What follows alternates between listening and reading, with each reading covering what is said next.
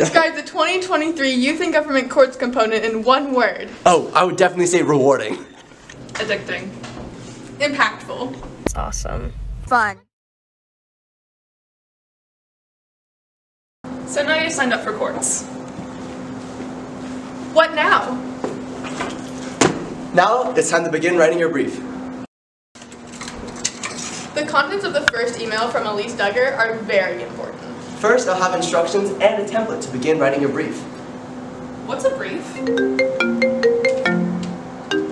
Hello? Writing is your oral argument. You write 2 in total, 1 for each side of the argument.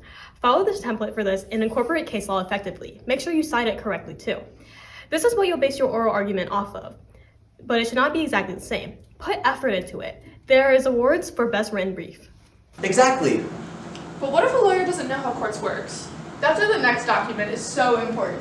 It includes information on court procedures, the appeals process, and advice on your oral argument. So if this is your first time doing courts, you should definitely read it. Now, the last document. At the very bottom of the email you receive, you should find a document labeled case, and this will include all the information regarding the case you're going to be arguing, the previous ruling, and the current appeals process. At the bottom of this PDF, you'll find a list of questions and items that you'll need for the case at bar. The questions are very important, as they'll help you understand what you're arguing in the case. The list includes all the federal and state law caught in the question, as well as any case law you need for your argument. But do you really need case law? Yes! Hello? There was nothing, and I mean nothing more important than case law. Imagine writing an essay without any evidence. Not very convincing. If you want to make an argument in court, you have to use case law. Well, justice won't weigh very much. In the Supreme Court, for our appeals court, there's going to be a different hierarchy of different case importance. The U.S. Supreme Court is taken as the highest law of the land, followed by our Tennessee Supreme Court, as we are in Tennessee. Then that follows other state Supreme Courts, and then lower district courts as well. I just found a really good piece of case law that isn't provided for me. Can I still use it? No, all of your case law has to come from what is provided to you. In the email, there's a link to PDFs of all the laws and briefs that you can use. While they can be long, it's important to read through them, so you can find something called embedded case law. Oh, so as long as the case I'm given cites in another ruling, I can still use a mentioned case as long as I say where it's from? Yes, embedded case law is one of the only ways you're able to use cases that are outside of the given briefs that we've given you. Inside the courtroom, you'll argue both sides of the case.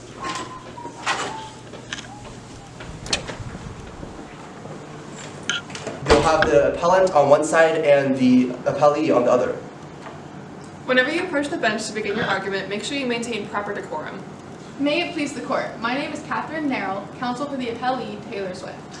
You may begin, but please speak very loudly and clearly. Is there a time limit for our argument?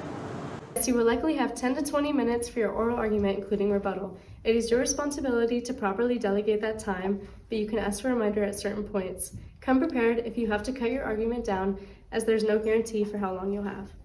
What are some other things to be aware of? Address other teams correctly. Opposing counsel used the case Styles v. Pine, but is not as parallel to the case at bar. Answer the justice's questions clearly. We aren't trying to trip you up. There are 3 possible answer types. The first option is to just answer the question if you have the information on hand. And don't be afraid to ask to confer with your co-counsel if you have the information quickly. If you don't have an answer, it's perfectly acceptable to say that. We do not have an answer at this time.